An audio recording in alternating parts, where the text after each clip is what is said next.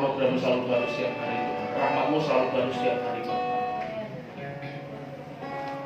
Terima kasih Tuhan Yesus.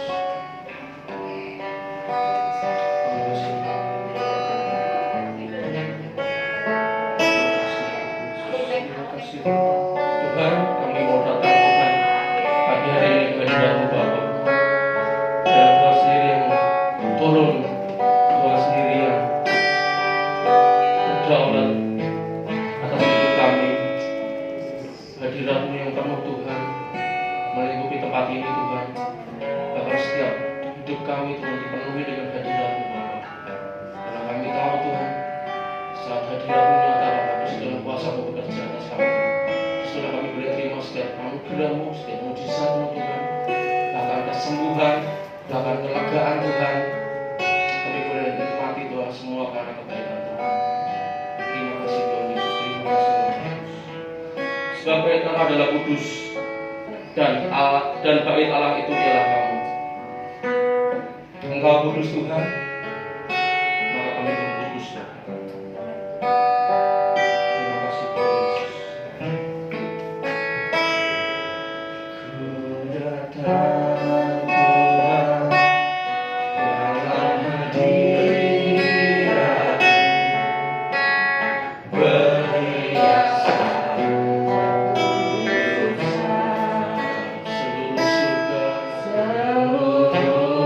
Surga, sujud menyembah.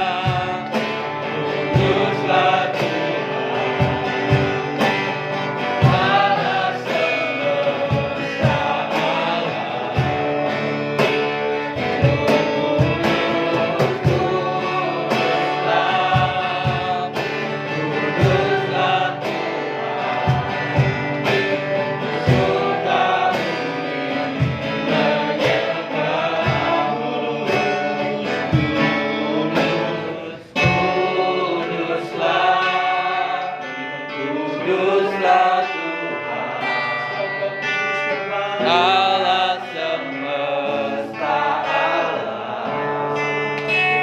Kudus, kuduslah, kuduslah Tuhan. Surga bumi menyembah. Kudus, kuduslah, kuduslah Tuhan. Allah semesta alam. Kudus, kuduslah, kuduslah Tuhan. Surga bumi menyembah.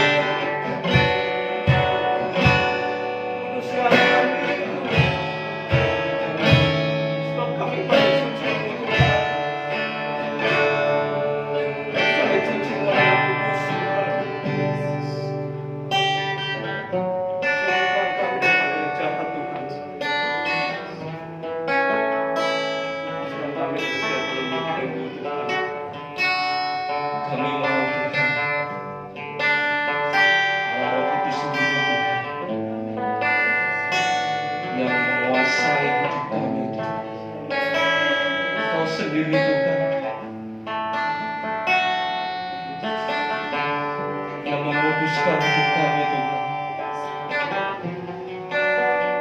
Menjauhkan kami dari setiap dosa, dari setiap yang jahat Tuhan. Kami perlu proteksi, kami perlu kekudusan Tuhan.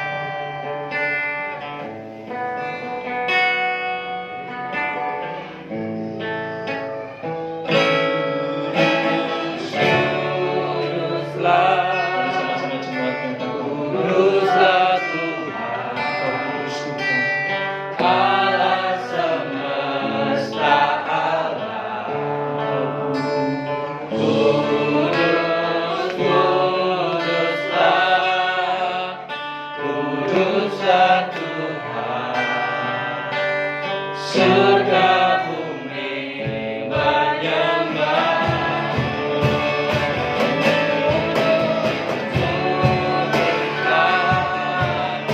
Kuduslah Tuhan, Allah semesta alam.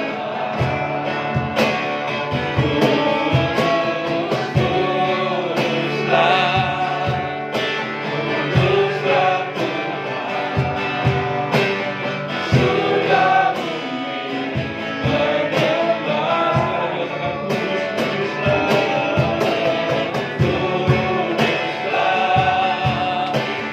Kuduslah Tuhan, Allah semesta alam.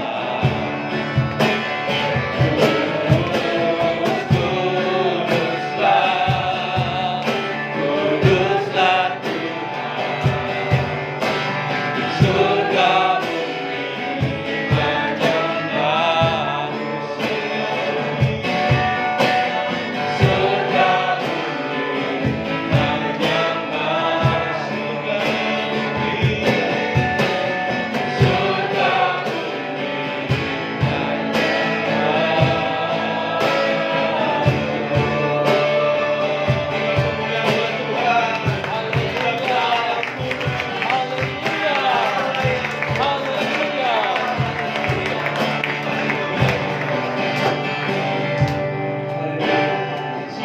Terima kasih Tuhan, terima kasih.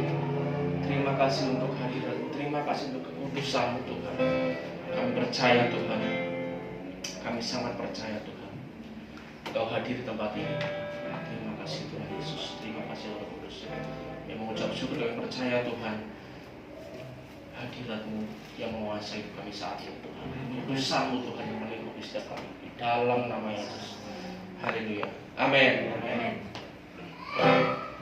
Apa kabar Bapak Ibu, para jemaat GBT Gospel Community? Saya diberkati, kamu diberkati, kita semua sekali lagi ya, sekali lagi ya. Apa kabar jemaat? Saya diberkati, kamu diberkati, kita semua diberkati. Apa yang kita pernah dengan mata, apa yang kita pernah dengan telinga. Sama-sama yuk. Sama yuk.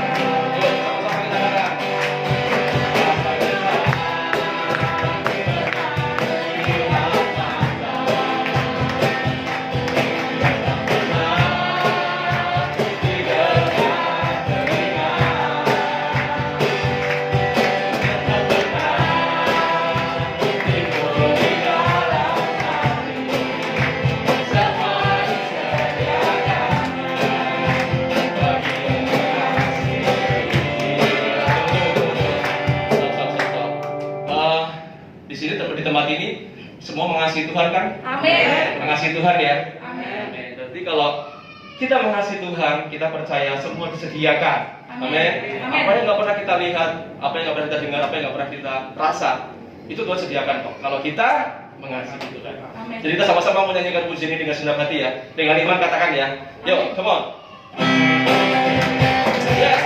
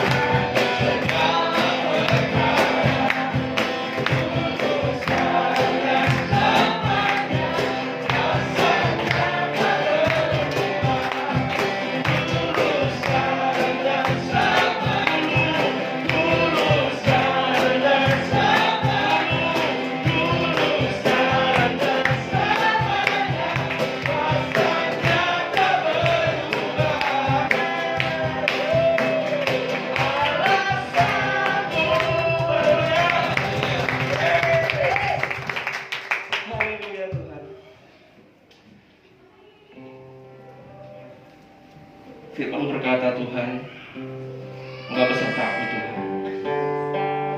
Dan kami percaya saat Engkau besertaku, maka kuat roh dan jiwaku.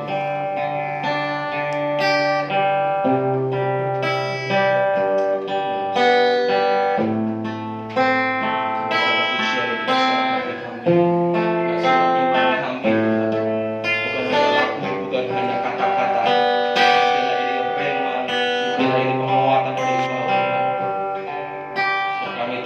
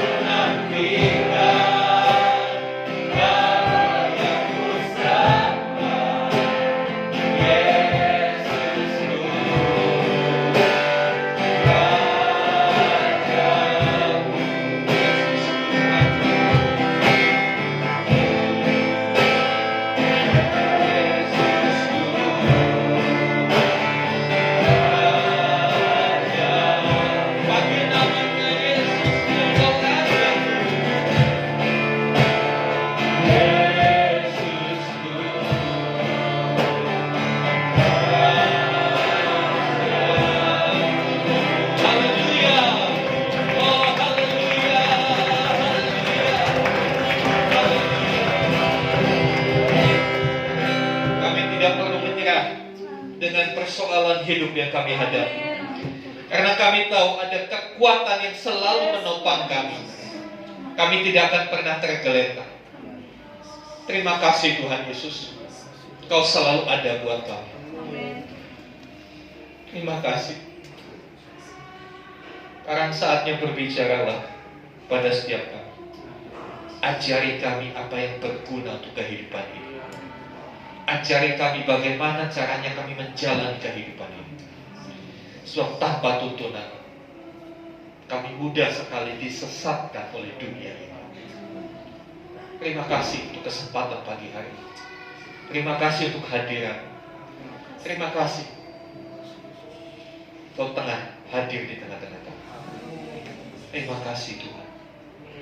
Kami buka hati kami, siapkan hati kami, siapkan seluruh keberadaan diri kami untuk kami memperhatikan perkataan-perkataan. Berbicaralah ya Tuhan, umat-Mu siap mendengar. Dalam nama Tuhan Yesus kami berdoa. Amin. Amin. Silakan duduk Bapak Ibu Saudara. Ya, shalom. Ya, terima kasih untuk tim present worship yang sudah menghantar kita masuk dalam hadirat Tuhan. Haleluya. Saudara yang dikasih Tuhan,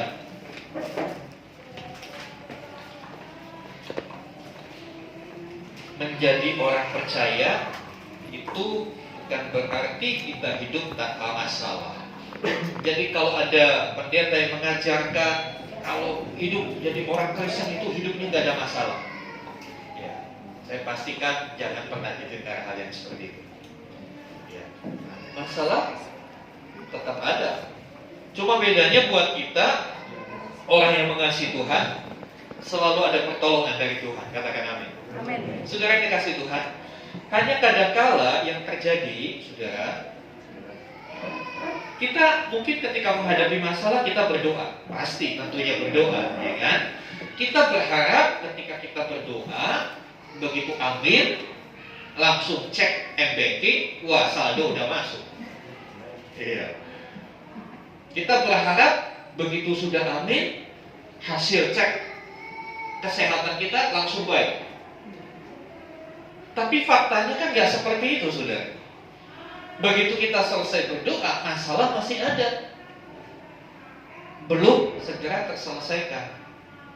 Bahkan kadang-kala kita berpikir, Tuhan kok lambat bersih nolong saya. Lebih cepat saya pakai handphone saya, pinjaman online langsung masuk rekening, gak sampai 5 menit. Doa sama Tuhan, berkat gak datang-datang, pinjaman online cepat. Seringkali orang menjadi kecewa kepada Tuhan dan akhirnya meninggalkan Tuhan. Mereka beranggapan Tuhan itu lambat kerjanya, lelet, lemot. Tapi saudara dikasih Tuhan, satu hal, walaupun sepertinya terlambat, tapi Tuhan tidak pernah terlambat. Walaupun sepertinya lambat, tapi Tuhan tidak pernah terlambat. Kita akan belajar. Ada satu kisah di Alkitab, di dalam Yohanes pasal yang ke-11, next. Ya. Kadang-kala kita memerlukan, saat kita memerlukan pertolongan Tuhan, kita berdoa, ya, memohon kepada Tuhan supaya Tuhan menolong kita. Sampai di sini udah benar, ya kan? Kita datang kepada alamat yang tepat. Tuhanlah alamat yang tepat untuk setiap persoalan pergumulan kita. Jangan pernah datang ke alamat lain. Amin. Nah, faktanya, kenyataannya, pertolongan itu kadang-kala tidak kunjung datang. Ya, sepertinya Tuhan cuek sama kita. Tuhan gak peduli. Ya, Tuhan terkesan mempermainkan kita. Udah berdoa, udah puasa, udah doa semalam-malaman, tapi kok mana? Keadaan tidak berubah. Masalah tetap ada. Penagih hutang tetap datang. Rasa sakit tidak kunjung hilang, padahal sudah berdoa. Ya, akhirnya kita kecewa dan meninggalkan Tuhan. Tunggu dulu. Jangan cepat-cepat merespon dengan kekecewaan. Karena kadang-kala, saudara, waktu yang kita gunakan itu berbeda dengan waktunya Tuhan. Arloji kita, stopwatch kita berbeda dengan hitungannya Tuhan. Kita cenderung ingin cepat, Padahal belum tentu yang cepat itu baik. Betul gak saya? Belum tentu yang cepat itu baik. Contohnya ibu-ibu kalau lagi mau masak, buru-buru masak karena bangunnya kesiangan. Kalau matang benar, ya nggak enak rasanya. Betul gak? Sesuatu yang buru-buru kadangkala tidak membawa hal yang baik. Jadi yang terbaik yang bagaimana? Yang terbaik yang pas waktunya. Amin. Yang pas waktunya. Terlalu awal, terlalu dini juga gak baik. Nah, Tuhanlah yang punya ketepatan waktu dalam menolong kita. Mari kita belajar dari kisah Lazarus. Karena dari kisah ini ada pelajaran yang luar biasa. Ketika kita mengalami penundaan untuk jawaban-jawaban doa kita. Sering kan? Kita doa gak langsung dijawab Tuhan. Harus tunggu. Sampai akhirnya kita bosan menunggu. Akhirnya udah berhenti berdoa. Udah bosan kan? Gak dijawab juga. Kita mau belajar. Siapa Lazarus? Mari kita lihat di dalam Yohanes pasal yang ke-11. Injil Yohanes pasal yang ke-11 ayat 1. Mulai saya bacakan. Ada seorang yang sedang sakit. Namanya Lazarus. Ia tinggal di Betania, kampung Maria dan adiknya Marta. Maria ialah perempuan yang pernah meminyaki kaki Tuhan dengan minyak mur dan yang menyekanya dengan rambutnya. Dan Lazarus yang sakit itu adalah saudaranya. Kedua perempuan itu mengirim kabar kepada Yesus, Tuhan, dia yang kau kasihi sakit. Jadi dari apa yang kita baca, kita mendapat informasi bahwa ada seorang yang sakit, dia namanya Lazarus, dan rupanya Lazarus ini punya hubungan dengan Tuhan Yesus. Tuhan Yesus kenal dia. Dia adalah saudaranya Marta dan Maria. Dua wanita ini pernah terlibat dalam satu peristiwa yang luar biasa, di mana Maria menuangkan minyak wangi yang mahal dan menyekanya, mengelapnya dengan rambutnya di kaki Tuhan Yesus. Dan dikatakan ada satu hubungan yang baik, sehingga waktu Lazarus sakit, Maria dan Marta kirim utusan, kirim orang, kirim pesan. Pada waktu itu belum ada handphone, jadi nggak bisa WA, nggak bisa SMS, nggak bisa chatting, ya kan? Jadi harus ada orang yang diutus memberitahu Lazarus, orang yang kamu kasih sakit. Nah, jadi Lazarus ini pribadi yang dikasihi Tuhan. Ada hubungan. Tuhan Yesus bukan hanya sekedar tahu, dia ada hubungan. Saudara yang dikasih Tuhan, apa yang mereka lakukan sudah benar. Ketika ada masalah, datang sama Tuhan. Banyak kali anak-anak Tuhan lupa. Ketika dapat masalah, bukan kepada Tuhan, ke alamat yang lain. Akibatnya susah, karena alamatnya alamat palsu. Mereka sampai di poin ini, mereka udah benar kirim kabar kepada Tuhan Yesus. Lazarus, seseorang yang punya hubungan, punya kedekatan dengan Tuhan, bahkan dikatakan Lazarus itu orang yang dikasih Tuhan. Bukankah kita semua orang yang dikasih Tuhan? Amin. Ya, next. Nah, kisah selanjutnya ini yang menarik. Perhatikan ayat yang keempat.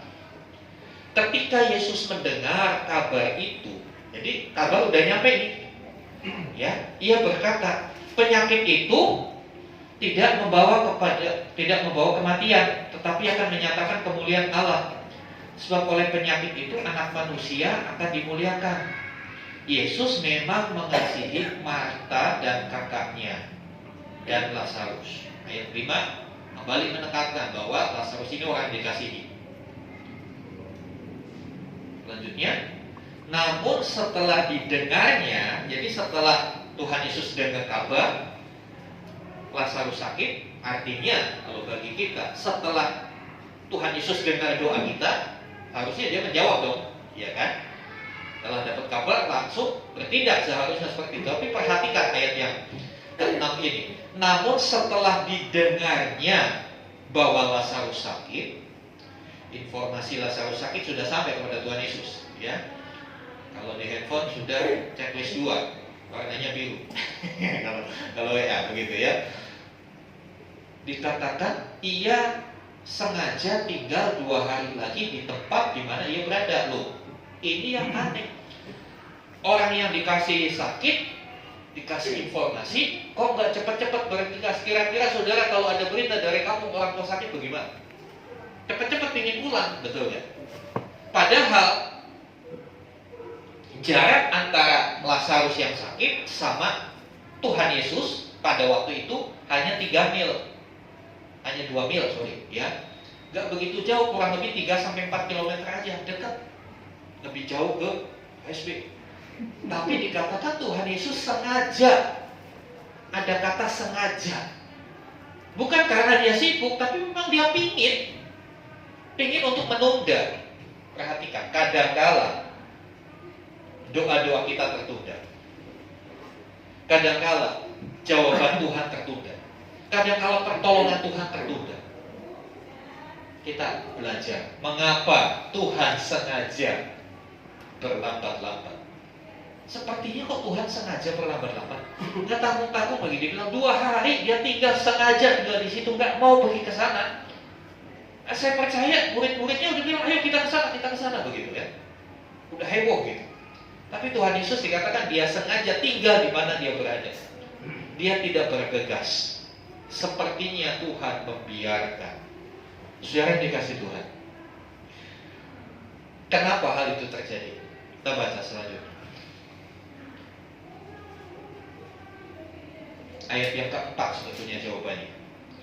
Ketika Yesus mendengar kabar itu, ia berkata, penyakit itu tidak akan membawa kematian, tetapi akan menyatakan kemuliaan Allah. Jadi rupanya kesengajaan itu beralasan. Tuhan sengaja berlambat-lambat, dia punya alasan. Alasannya apa? Dia ingin menyatakan kemuliaan. Kemuliaan yang lebih besar. Kalau pada waktu itu begitu dengan kabar Tuhan Yesus langsung datang, mujizat terjadi nggak? Terjadi. Mujizatnya apa? Sakit sembuh, betul? Karena kan dia dengar kabar sakit. Kalau cepat-cepat sakit, tumpangi tangan atau berdoa, sembuh. Atau Tuhan Yesus seperti kejadian-kejadian lain, dia gak pergi, dia cuma bilang pulang, dia udah sembuh. Sembuh gak? Sembuh. Tapi mujizatnya cuma sakit sembuh, betul? Tetapi karena keterlambatan ini, karena dia Tuhan sengaja menunda, mujizat yang kita baca apa nih? Pasal ini. Mujizatnya apa saudara? Ada yang belum tahu? Kalau ada yang belum tahu bisa ikut sekolah minggu supaya diajarin. Mujizatnya apa? Lazarus mati dibangkitkan. Sekarang saya tanya, mana lebih besar, mana lebih mulia, mana lebih dahsyat? Sakit sembuh atau mati bangkit? Mati bangkit ya, sepakat ya. Jadi kadangkala penundaan yang Tuhan buat itu Tuhan punya maksud. Maksudnya supaya dia menyatakan mujizat yang lebih besar. Kita kadangkala kita marah duluan. Kita merespon negatif dulu. Kenapa sih Tuhan gak tolong saya? Tuhan pilih kasih. Kalau Pak Pendeta dijawabnya cepat. Kalau saya lama banget. Kita marah sama Tuhan. Tuhan gak kasih tahu. Tapi ada sesuatu yang Tuhan kerjakan di dalam ketidakngertian kita. Apa yang Tuhan kerjakan? Mujizat yang lebih besar. Kemuliaannya itu yang dinyatakan. Dan melalui kitalah kemuliaannya itu mau ditampilkan. Ya. Kita menjadi Tuhan mau dimuliakan melalui karyanya dalam hidup kita. Kita menjadi sesuatu yang ditampilkan sebagai hasil karya tangannya. Jadi Tuhan itu mau nunjukin kita itu jadi hasil karyanya. Karena itu dia merancang sesuatu yang kadang-kadang kita nggak ngerti.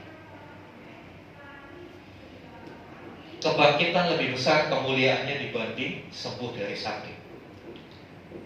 Tapi yang harus kita ingat, sebelum kemuliaan itu dinyatakan, ada penderitaan yang harus dilewati. Sebelum kebangkitan dinyatakan, harus ada kematian dulu. Karena tidak pernah ada kata bangkit kalau belum Kalau saudara mau mengalami berkat yang besar, kadang-kala Tuhan bawa kita lewat yang namanya bangkrut dulu. Betul sekali. Kalau belum mengalami bangkrut, engkau tidak akan pernah tahu apa yang namanya ekonomi yang dipulihkan. Ketika kondisi kita baik-baik saja, mungkin kita terima uang 100.000 itu biasa. Ya sudah biasa masuk kantong. Kita mengucap syukur, oke lah mengucap syukur, terima kasih Tuhan. Tapi mengucap syukurnya tipis gitu loh saudara. Tapi bagaimana? Coba bayangkan, ketika saudara benar-benar gak punya uang, saldo saudara 0, GoPay saudara 0, ya kan? OVO saudara 0, dana saudara 0, duit di dompet juga gak ada. Saudara, anakmu nangis minta makan, tiba-tiba saudara dapat 100.000. Beda gak rasanya? Saudara akan benar-benar berlinang air mata ketika terima uang itu. Ketika dalam kondisi kelimpahan, saudara mungkin sering terima 100.000 biasa. Tapi dalam kondisi kekurangan, saudara terima itu, ada satu ucapan syukur yang luar biasa. Kadang-kala Tuhan izinkan kita lewat hal seperti itu. Kemuliaan itu selalu didahului dengan penderitaan. Saudara mau disembuhkan Tuhan, ya harus sakit dulu. Kalau nggak sakit nggak tahu disembuhkan kayak apa. Orang yang namanya sembuh itu dia pernah alami sakit. Betul nggak saudara? Kata sembuh itu terjadi setelah sakit. Kalau nggak sakit, ya nggak bisa bilang sembuh. Bilangnya sehat kan begitu. Ya. Syarat untuk sebuah mujizat adalah mengalami kesukaran dan penderitaan. Jadi kalau hari-hari ini hidupmu penuh penderitaan, hidupmu penuh kesukaran, siapkan diri untuk mengalami mujizat Tuhan. Bagaimana cara siapkan diri? Merespon yang benar, jangan bersungut-sungut, jangan mengeluh, apalagi meninggalkan Tuhan. Maka kadang-kadang kan manusia begitu, semua pengennya serba instan, serba cepat. Tuhan itu selalu punya time schedule untuk setiap itu. Kenapa penundaan itu Tuhan lakukan? Karena dia sedang merancang sesuatu yang lebih besar. Mungkin kalau saat ini saudara dikasih berkat besar, saudara gak siap dengan berkat itu. Begitu banyak orang diberkati, dia gak siap, akhirnya justru berantakan. Saya banyak melihat orang yang diberkati Tuhan, setelah di waktu belum diberkati, di gerejanya rajin, ibadahnya wah. Kalau bisa tiap hari kebaktian pun dia datang. Tapi begitu diberkati, berbeda. Waktu sebelum diberkati, dia rajin, berdoa dengan istrinya, berdoa, nangis sama Tuhan. Begitu diberkati,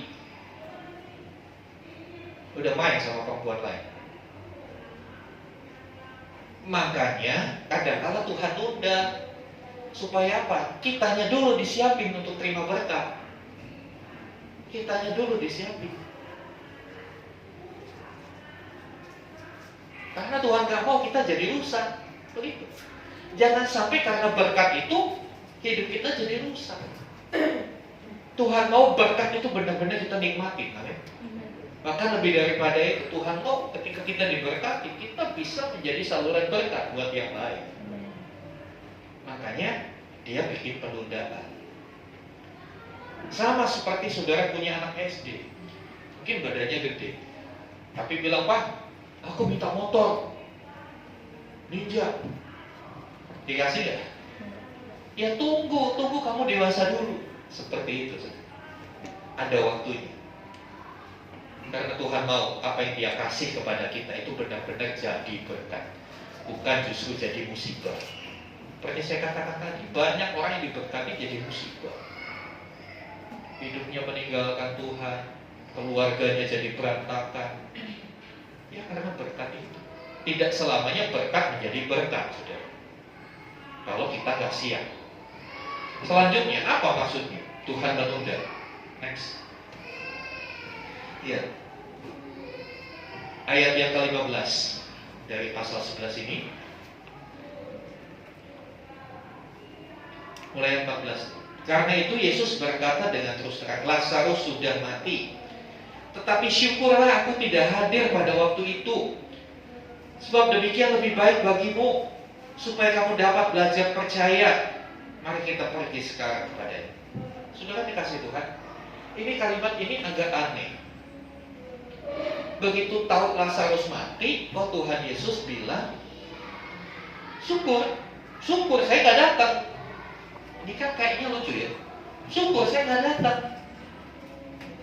Responnya orang-orang, Tuhan sih, coba kalau Tuhan datang, pasti nggak mati.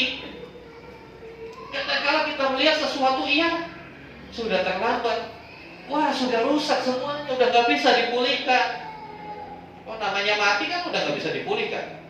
Adakah rumah sakit di dunia ini yang dengan kecanggihan teknologi kesehatan berani kasih jaminan kami bisa bikin orang mati bangkit? Nggak ada juga. Tapi Tuhan Yesus bilang, syukur aku nggak datang. Itu lebih baik. Lebih baik. Kalau baca Alkitab jangan sepotong-sepotong ya. Lanjutkan kalimatnya, supaya kamu belajar percaya. Jadi rupanya percaya itu perlu belajar. Percaya itu nggak simsalabim didoain jadi percaya, dibaptis keluar jadi percaya, imannya top. Enggak. Iman itu tumbuh lewat proses belajar. Belajar itu apa sih? Belajar adalah perubahan sikap karena pengalaman dan latihan. Jadi berubah cara berpikirnya, pandangannya, wawasannya berubah. Bagaimana bisa berubah? Lewat pengalaman dan lewat latihan. Iman perlu dilatih. Iman perlu yang namanya pengalaman iman. Saudara dikasih Tuhan, percaya itu perlu belajar. Bagaimana belajar percaya? Yang pertama, belajar percaya itu memperbaiki gambaran kita tentang Tuhan. Kadang-kala kita punya salah pengertian tentang Tuhan. Coba kita renungkan. Sebagian besar doa kita isinya apa? Permintaan kan? Pagi berdoa, Tuhan terima kasih. Pertama terima kasih dulu. Tuhan terima kasih. Habis itu Tuhan lindungi saya sepanjang hari. Ya Tuhan suruh jadi bodyguard Anda. Kalau mau pergi Tuhan tolong. Lebih hebat lagi, Tuhan tolong buat jalannya gak macet. Tuhan suruh jadi polisi lalu lintas, suruh bikin gak macet. Tuhan lindungi saya, jagai saya. Kalau malam tidurnya, mau tidur doanya bagaimana? Tuhan justru jadi security. Tuhan jagai saya sepanjang malam. Ya Tuhan nggak boleh tidur, tidur enak. Saya punya teman doanya lebih ekstrim lagi. Tuhan jagai saya dari setiap nyamuk-nyamuk yang nakal. Wah, Tuhan suruh jadi obat nyamuk. Kurang ajar banget ini. Tapi Tuhan marah nggak dengan itu? Kadang-kala kita menganggap Tuhan itu sebagai pembantu kita yang selalu nolongin, selalu ngapa-ngapain kita. Padahal bukankah dia pencipta kita? Tapi kita memperlakukan Tuhan seperti itu. Makanya kita masih memperbaiki gambaran kita tentang Tuhan. Bagaimana kita bisa tahu tentang Tuhan? Dari Alkitab. Saudara gak akan kenal Tuhanmu dengan nonton drama Korea. Saudara gak akan kenal Tuhanmu dengan saudara rajin nonton FTV. Tapi kau rajin baca Alkitab, disitulah kau berjumpa dengan Tuhan. Seperti apa dan bagaimana dia. Saudara dikasih Tuhan. Dan bukan hanya itu, dan melihat gambaran Tuhan tentang kita. Tadi yang pertama, kita tahu Tuhan seperti apa. Sekarang kita harus sadar siapa kita. Tuhan melihat kita itu bagaimana. Tuhan melihat kita seperti apa. Kita ini ciptaan yang spesial, berbeda dari yang lain. Semakin kita kenal Tuhan, maka semakin kita bisa percaya Tuhan. Semakin kita kenal Tuhan, semakin kita bisa percaya Tuhan. Ya. Saya kasih contoh. Kalau pulang dari gereja ini, tiba-tiba di depan gereja ada mobil BMW seri terbaru, berhenti. Kemudian Mas Kurnia ke depan, terus dipanggil. Otomatis mendekat dong, ada apa? Terus yang dalam mobil itu, orang tajir. Terus dia bilang, Mas, ayo ikut saya, ayo makan ke Alam Sari. Mau ikut gak? Bertanya saya. Ikut gak? Ikut gak? Gak kenal? Ikut. Kalau terus dia bawa, diculik, ikut. Ikut gak? Kalau orang itu kita gak kenal, kita berpikir untuk ikut. Betul kan? Kita berpikir, ada apa ya? Kok nggak kenal tiba-tiba? Kecuali orang itu kenal. Kalau orang itu kenal, kita nggak usah mikir itu. Jadi pengenalan itu yang menentukan kita percaya apa enggak. Ya, kalau kita kenal, kita akan lebih percaya. Tapi kalau kita nggak kenal, kita berpikir untuk percaya. Kenapa seringkali kita berpikir untuk mempercayai Tuhan? Karena kita kurang mengenal Tuhan. Kita masih meragukan. Seperti kita jumpa dengan orang baru tadi. Waduh, ini jangan-jangan maksud apa ini? Ya kan? Kok nggak kenal kok seperti ini? Ada apa? Makanya belajar percaya itu penting. Dan belajar percaya dimulai dengan berusaha untuk lebih mengenal. Karena semakin kenal, semakin gampang untuk percaya. Dalam transaksi bisnis juga seperti itu. Ya kan? Dalam transaksi bisnis. Kalau belum kenal, suruh kirim duit dulu, nanti dulu. Apa jaminannya? Makanya kadang-kala kalau kita pesen barang, lebih aman itu transaksi COD. Betul kan? Barang datang baru kita bayar. Takutnya kita udah kirim duit, barang nggak datang-datang. Kan begitu. Barang datang dulu, kita periksa benar nggak sesuai dengan pesanan. Ya kan? Barusan kita bayar. Karena apa? Karena kita nggak mengenal. Tapi kalau kita kenal, oh saya belinya sama Elo. Ya udah percaya, kirim aja, pasti nggak akan mungkin dia mau lari, kan begitu. Yang selanjutnya, saudara, mempelajari rencana Tuhan. Rencana Tuhan dalam Alkitab. Rencana Tuhan bukan hanya memberkati kita, memberikan kita hidup yang diberkati, tapi lebih daripada itu, Tuhan merencanakan blueprintnya Tuhan, rencana besarnya Tuhan, supaya kita dikembalikan dalam posisi segambar dan serupa dengan Allah. Itu rencana besarnya Tuhan.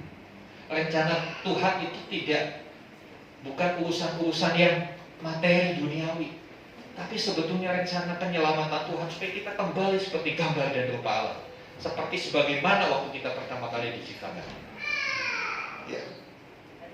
Kemudian bagaimana belajar percaya? Lepaskan apa yang di luar kendali kita. Apa yang kita nggak mampu, lepaskan. Ya. Lakukan saja bagian kita. Yang kita nggak mampu, serahin sama Tuhan. Kemarin di Komsel saya sudah sharingkan. Serahkanlah kekhawatiran. Serahkanlah dipakai kata melemparkan. Jangan digondeli, jangan ditahan. Banyak kali kita udah berdoa, kita masih tahan. Ya kita yang pusing. Tuhan gak bisa maksimal kalau kita masih tahan.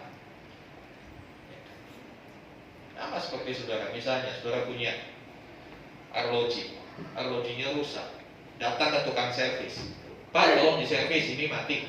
Dia ambil kan? Tapi kalau saudara pegang ini itu, dia bisa gak perbaikin arloji kita? Gak bisa. Kadang-kadang kita tuh sama Tuhan kayak gitu, saudara. Kita belum mau melepaskan, kita masih merasa kita bisa. Karena belajar lepaskan, lakukan saja yang kita bisa. Ya, kita tidak bisa biarkan Tuhan yang ambil alih. Nah, saudara yang dikasih Tuhan, selanjutnya, karena belajar itu proses yang terjadi dari pengalaman dan latihan, kita perlu mengumpulkan pengalaman bersama Tuhan. Ayo kumpulkan pengalaman dengan Tuhan. Nikmati pengalaman ini. Kadang-kala Tuhan bawa kita kepada pengalaman-pengalaman baru. Kita bingung kenapa ya? Tapi asal dengan Tuhan, pasti endingnya itu enak. Pengalaman itu membuat kita makin mengenal. Selanjutnya, mensyukuri apa yang Tuhan berikan pada kita. Ini penting. Apapun yang Tuhan berikan, itu yang terbaik buat kita. Mungkin itu bukan yang terbanyak, ya. Mungkin yang Tuhan berikan juga mungkin bukan yang terganteng, bukan yang tercantik, tapi itu yang terbaik. Perhatikan suami istri. Mungkin suamimu bukan yang terganteng, mungkin istrimu bukan yang tercantik, mungkin istrimu nggak punya banyak kelebihan. Kelebihannya cuma satu mungkin, kelebihan berat badan misalnya. Tapi percayalah itulah yang terbaik buat saudara. Tuhan sudah setting demikian rupa. Bersyukur untuk semuanya. Mungkin keluarga kita dilahirkan bukan dari keluarga yang kaya raya, bukan dari keluarga yang terpandang. Tapi kalau Tuhan sudah tempatkan di keluarga itu yang terbaik buat hidup. Mungkin kalau saudara ditempatkan di keluarga pejabat, ujung-ujungnya saudara terkait kasus korupsi kan? Kita nggak pernah tahu. Tapi apa yang Tuhan berikan itulah yang terbaik. Saudara dikasih Tuhan dua hal dari kisah Lazarus. Penundaan itu kadangkala mengerjakan sesuatu yang lebih indah, sesuatu yang lebih mulia.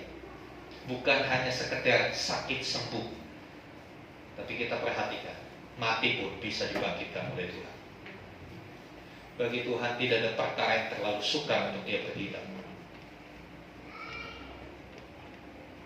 Semuanya itu Dia lakukan, kesengajaan itu Dia lakukan, supaya kita belajar percaya. Sekali lagi, percaya itu gak gampang.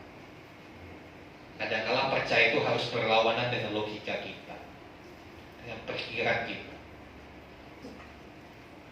Kadang-kala percaya itu harus benar-benar sepenuhnya. Itu perlu belajar. Kali lagi dalam belajar ada pengalaman, ada latihan, harus dilatih terus sampai akhirnya kita mahir. Next. Ya, jadi kesimpulannya Tuhan bekerja kadang lambat, namun percayalah Tuhan tidak pernah terlambat. Tuhan tidak pernah terlambat. Kita yang sering terlambat, ayo ngaku. Kita sering kali terlambat. Saya nggak menyinggung, cuma mengingatkan. Ya, penundaan itu menjadi cara Tuhan untuk menyatakan kemuliaan yang lebih besar. Dan menjadi sarana untuk kita belajar percaya. Jadi kalau hari ini doamu belum dijawab Tuhan, jangan kecewa, jangan marah, jangan protes. Dua hal ini Tuhan sedang kerjakan dalam hidup kita. Kita diajar percaya, dan Tuhan sedang siapkan yang lebih besar buat kita. Kalau bicara soal yang lebih besar kan kita senang ya. Gaji yang lebih besar senang kan? Bonus yang lebih besar senang kan? Tapi untuk itu ada penderitaan yang harus dilewati, ada kesukaran yang harus dilewati. Semuanya butuh proses. Sebab itu kalau lagi diproses jangan sering-sering protes. Kadang-kala kita diproses Tuhan, kebanyakan protes, makanya prosesnya lama, diulang-ulang terus, gak kelar-kelar. Ketika diproses, berkata Tuhan, ambil alih hidup. Tuhan, kerjakan hidup. Roh Kudus, tambahkan iman. Aku belajar percaya. Saudara yang dikasih Tuhan, yakinlah Dia Bapa yang baik. Rencananya itu selalu yang terbaik buat kita. Kitanya aja gak ngerti, kitanya aja kadang-kala sok pinter. Kita punya rancangan begini, ada kadang-kala hal yang tidak baik terjadi. Biarlah pelajaran dari kisah Lazarus yang dibangkitkan menyadarkan kita, ketika doa kita belum dijawab, kita tetap percaya sama Tuhan. Amin. Mari sama-sama kita bangkit berdiri, kita datang pada Tuhan.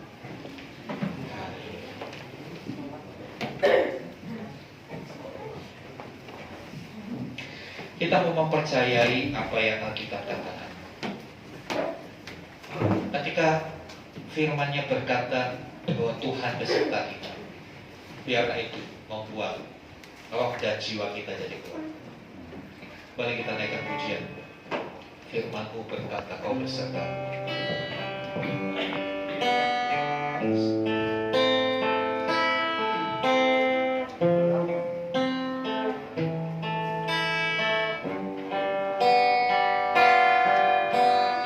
Firman-Mu berkata, Kau besertaku. Amin. Maka kuat roh dan jiwaku. Tangan-Mu Tuhan selalu ku nantikan. Di setiap langkah ku percaya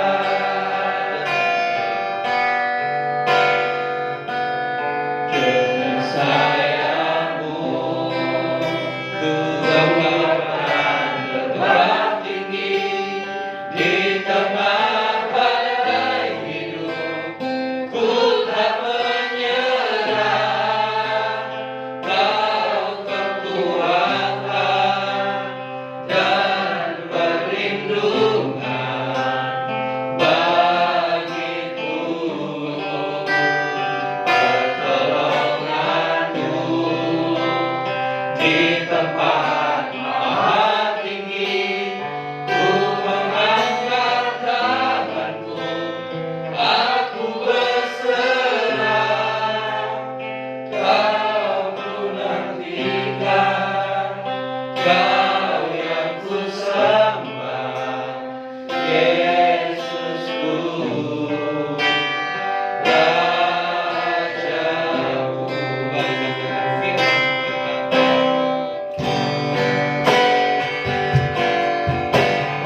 firman-Mu berkata Kau besertaku. Amin. Yes. Maka ku dan roh dan jiwaku, tangan-Mu Tuhan selalu ku nantikan. Di setiap langkah ku percaya sayang-Mu, ku akan terbang tinggi di tengah badai hidup. Ku tak menyerah dengan masalah yang berhadapan, karena Dia adalah kekuatan kita. Dan perlindungan katakan dengan iman, pertolongan-Mu di tempat maha tinggi, ku mengangkat tanganku, aku berserah. Kau ku nantikan, Kau yang ku sembah, Yesusku,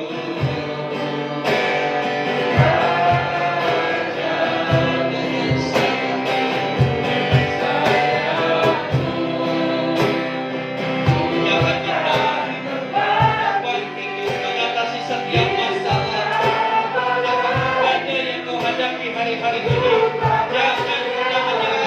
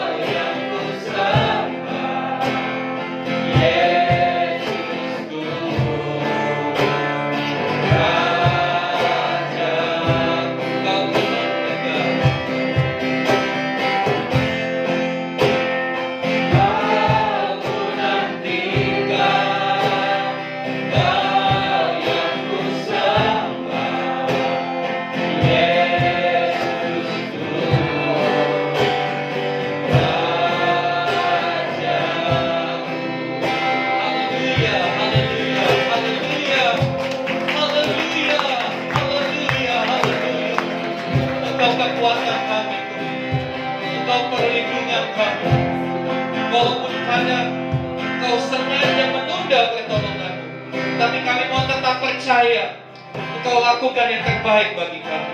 Kami tetap percaya waktu yang paling tepat untuk kami.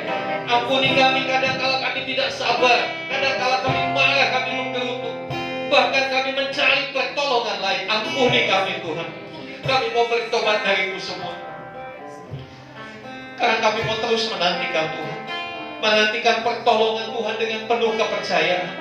Karena kami tahu sesuatu yang lebih besar Tuhan sedang siapkan untuk setiap kami. Mukjizat itu bukan hanya sembuh dari sakit, bahkan mukjizat itu bangkit dari kematian. Kau sanggup kerjakan dalam hidup kami. Engkau yang sanggup membangkitkan kami dari keterpurukan ekonomi. Kau yang sanggup membangkitkan kami, menyembuhkan kami dari sakit penyakit apapun.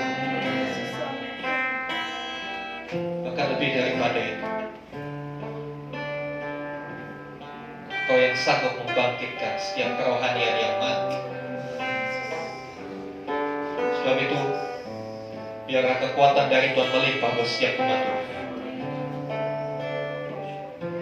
Kau yang putus asa, biarlah Tuhan memberikan semangat yang baru. Kau yang sudah mulai mau menyerah,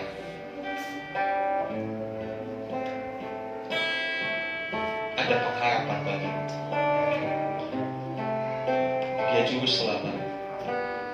Dia sanggup mengadakan yang tidak ada jadi ada. Terima kasih Roh Kudus.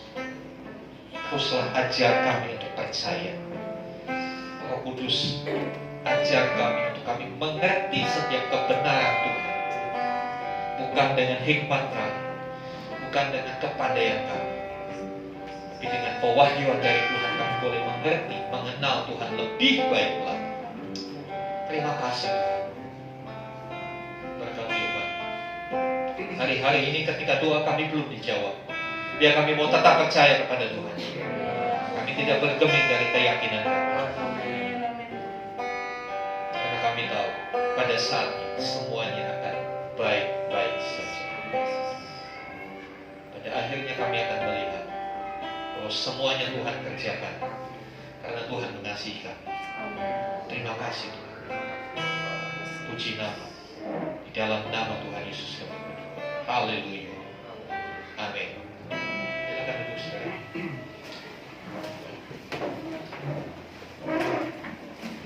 Puji Tuhan. Sebentar kita akan Ya, terima kasih untuk setiap persembahan yang saudara-saudara persembahkan, baik persembahan umum maupun persembahan persepuluhan. Ya, perlu saya sampaikan bahwa persembahan persepuluhan peruntukannya adalah untuk biaya sewa tempat ini. Kemarin bulan Mei sudah kita bayarkan separuh, kita harus punya tanggung jawab separuh lagi. Kita percaya Tuhan memberkati kita sehingga semuanya bisa tertutup semua. Puji Tuhan. Ya, saudara yang dikasih Tuhan, kami menyambut Bapak Ibu yang baru pertama kali hadir dalam ibadah ini. Mungkin boleh bangkit berdiri sebentar. Ya, puji Tuhan. Selamat datang Bapak Ibu. Boleh perkenalkan diri, Pak siapa? Pak Sujino dan istrinya Ibu Bisi. Ya. Kemudian boleh perkenalan Bapak yang berkacamata, Pak siapa namanya Pak? Sarono. Pak Sarono. Ya, terima kasih. Boleh hadir bersama dengan kita apabila Bapak Ibu belum memiliki tempat ibadah yang menetap, belum berjemaat di salah satu gereja. Dengan senang hati kami menerima Bapak Ibu menjadi anggota keluarga GBT Impactful Community di tempat ini. Puji nama Tuhan. Ditunggu kehadirannya di ibadah-ibadah mendatang. Puji Tuhan. Sekarang dikasih Tuhan, pengumuman untuk hari Jumat ini kita komsel untuk wilayah Cikarang. Jadi silakan Bapak Ibu yang rindu rumahnya ketempatan untuk komsel bisa japri saya atau bisa share di grup komselnya masing-masing. Apabila untuk minggu ini belum memungkinkan, ya base camp kita di gereja, ya itu saja. Kemudian ibadah minggu depan seperti biasa minggu terakhir ya. Kemudian setelah ibadah ini saya akan melakukan upacara baptisan untuk satu orang yang sudah berkomitmen menyerahkan hidup bagi Tuhan. Saya undang saudara Satria bisa berdiri. Ya. Mendukung keputusannya untuk anak muda ini mau dibaptis, mau serius buat Tuhan. Ya. Sama-sama mari kita berdiri, kita akan berdoa. Ini Pak Sandi pimpin kita dalam doa syafaat. Bapa yang penuh kasih, yang penuh karunia, penuh damai sejahtera Tuhan, kami percaya Tuhan untuk hari ini kami boleh bersatu hati berdoa untuk setiap bangsa kami Indonesia. Bapa, kami percaya Tuhan bangsa kami di tangan-Mu Tuhan, bangsa kami kepunyaan-Mu Tuhan, sehingga boleh membawa bangsa ini Tuhan untuk semakin maju, semakin lebih baik lagi, bahkan kesejahteraan bangsa kami Tuhan. Kami berdoa Tuhan sehingga boleh Tuhan bangsa ini menerima berkat-berkat yang melimpah daripada Tuhan, sehingga jauh daripada semua yang jahat. Bangsa kami ini senantiasa terus dipulihkan Tuhan, sehingga bangsa kami ini boleh menjadi bangsa yang makmur Tuhan, penuh dengan kemuliaan-Mu, penuh dengan damai sejahtera-Mu Bapa. Terima kasih Tuhan, yang percaya Tuhan Indonesia di tangan-Mu Tuhan, Indonesia kepunyaan-Mu Tuhan. Terima kasih Tuhan. Bahkan setiap pemerintahan yang ada Tuhan yang campur tangan, bahkan setiap kebijakan demi kebijakan demi keputusan, kami percaya itu sesuai dengan apa yang menjadi hikmatnya Tuhan, dan kami berdoa dalam nama Yesus, Roh Kudus-Mu turun Tuhan atas pemerintahan bangsa kami Tuhan. Hikmat-Mu Tuhan senantiasa menaungi setiap para pemimpin kami Bapak, di dalam nama Yesus Tuhan. Terima kasih Tuhan, kami percaya dan kami mau serahkan Tuhan bangsa kami Indonesia dalam tangan Bapak.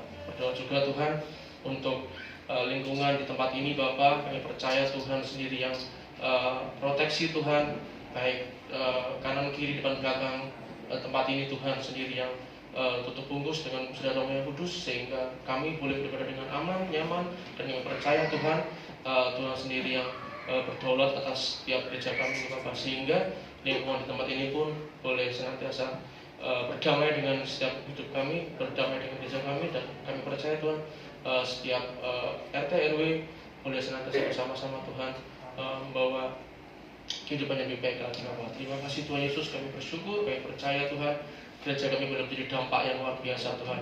GBT Evil Community ini menjadi dampak yang luar biasa, baik di lingkungan ini, bahkan di keluarga kami, juga di tetangga sekitar kami. Kami percaya Tuhan, tempat pekerjaan kami boleh menjadi dampak yang luar biasa Tuhan, sehingga nama Tuhan dipermuliakan, dan kami percaya Tuhan banyak orang melihat Kristus ada dalam setiap kehidupan kami Bapak. Terima kasih Tuhan.